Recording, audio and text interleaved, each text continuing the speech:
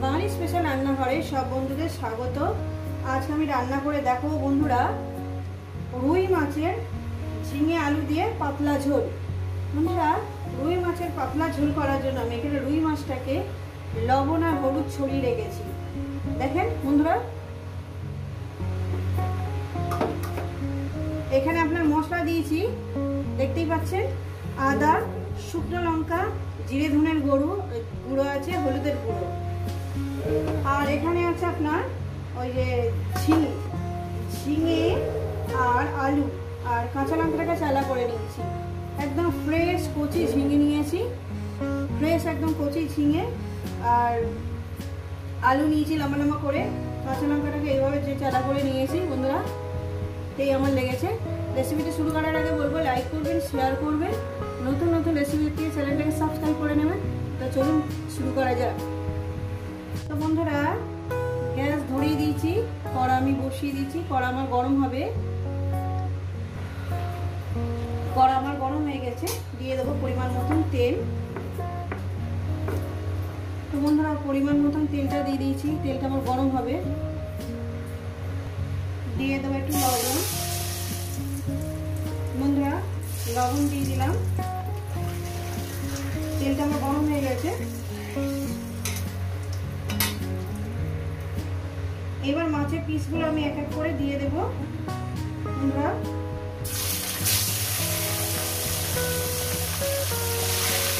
আমি 3 পিস করে নিয়ে ভাজছি, 3 পিস করে দিলাম। বন্ধুরা 3 পিস করে আমি ভেজে নেব। তো বন্ধুরা 1 পিস করে হয়ে গেছে, আমি অপর সাইডটা উল্টিয়ে দেবো।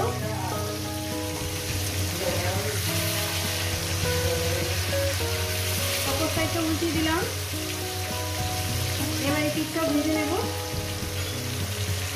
তো বন্ধুরা মাছটা ভাজা হয়ে গেছে, এই মাছটা আমি উঠিয়ে নেব।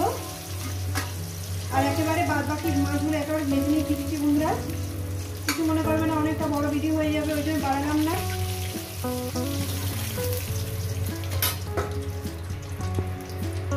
তো বন্ধুরা আমি এখানে জিরে ফোড়ন দিয়ে দিলাম। আমার মাছগুলো ভেজে নিয়েছি, জিরে ফোড়ন দিয়ে দিলাম। কয়েক সেকেন্ড একটু ভেজে নেব জিরেটাকে।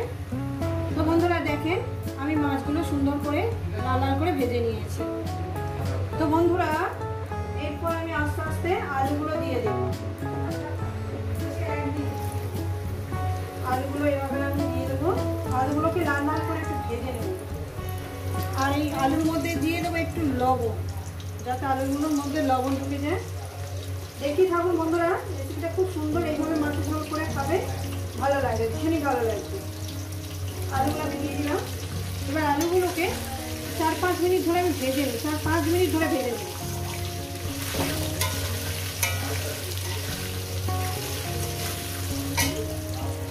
তো বন্ধুরা আমি আলুটাকে 5 মিনিট ভেজে নিয়েছি। এরপর দিয়ে দেবো আমি ঝিঙেগুলোকে, ঝিঙে আর কাঁচা লঙ্কা আমি একসঙ্গে দিয়ে দিলাম।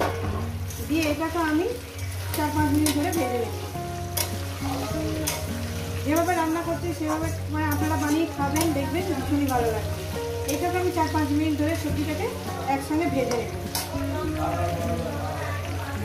তো বন্ধুরা ঝিঙেটা দিয়ে আমি 5 মিনিট মানে ভেজে নিয়েছি। এরপর দিয়ে দেবো সেই মশলাটা দিয়ে দিলাম। আর মশলা বাটি ধোয়ার জলটা আমি দিয়ে দেবো। মশলা বাটি ধোয়ার জলটা দিয়ে দিলাম। দিয়ে এটাকে আমি আরও 2-3 মিনিট এটাকে কষিয়ে নেব। দেখছেন বন্ধুরা কীভাবে রান্নাটা করছি, এইভাবে রান্নাটা করবেন, ভীষণই ভালো লাগবে। মশলাটাকে একটু মিহি করে বেটে নেবেন, ছিবড়ে যাতে না থাকে, মিহি করে একটু বেটে নেবেন, ভালো। মিনিমাম 2 থেকে 3 মিনিট এটাকে আমি এই মশলার সঙ্গে কষিয়ে নেবো সবজিটাকে। তো বন্ধুরা আমি 3 মিনিট এটাকে কষিয়ে নিয়েছি। এইবার দিয়ে দেবো একদম ফুটন্ত জল, একদম পাতলা ঝোল করবো। বন্ধুরা সব জলটাই আমি দিয়ে দিলাম, পাতলা ঝোল করব। আর এই ঝোলটাকে আমি মিনিমাম 2 থেকে 3 মিনিট একটু ফুটিয়ে নেব, ঠিক আছে? আপনারা একটু ঝোলটাকে ফুটিয়ে নেবেন, ভালো লাগবে। একটু লবণ কম হয়েছে, সামান্য পরিমাণে একটু লবণ দিয়ে দিলাম। বন্ধুরা একটু লবণ কম হয়েছে, তো এটা 2 থেকে 3 মিনিট ঝোলটাকে আমি ফুটিয়ে নেব। তো বন্ধুরা ঝোলটা আমি 3 মিনিট ফুটিয়ে নিয়েছি। এবার মাছগুলো আস্তে আস্তে দিয়ে দেবো। মাছগুলো আস্তে আস্তে দিয়ে দিলাম।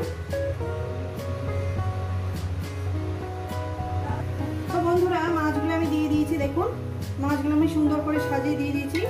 এবার এই ঝোলটাকে আমি মিনিমাম আরও 5 মিনিট ফুটিয়ে নেবো। ফুটিয়ে এই কড়ার মধ্যেই থাকবে, 5 মিনিট ফোটাবো। আমি ফিরছি আরও 5 মিনিট পর। এখানে আমি 5 মিনিট এই তরকারিটা একটু চাপা দিয়ে দিলাম যাতে সুন্দর করে ফোটে। তো বন্ধুরা আমি ফিরছি প্রায় 5 মিনিট পর। দেখুন বন্ধুরা দেখতে কত সুন্দর হয়েছে না, আমি আলু সুন্দর হয়ে সিদ্ধ হয়ে গেছে। দেখুন ঝোলটা আমার রেডি হয়ে গেছে, নুন টুন সব কিছু আমার পারফেক্ট ঠিক আছে। এই রেসিপি যদি আপনাদের ভালো লেগে থাকে অবশ্যই কিন্তু কমেন্ট করে জানাবেন। রেসিপিটাকে লাইক করবেন, শেয়ার করবেন। নতুন নতুন রেসিপি দেখতে গেলে চ্যানেলটাকে সাবস্ক্রাইব করে নেবেন। আবার নতুন কোনো রেসিপির সঙ্গে আপনার দেখা হচ্ছে। সবাইকে বলবো সুস্থ থাকবেন, ভালো থাকবেন আর আমার নিত্য নতুন ভিডিও দেখবে। কিন্তু এইভাবে শরীর সুস্থ রাখতে এইভাবে মাছের ঝোল বানিয়ে খাবেন।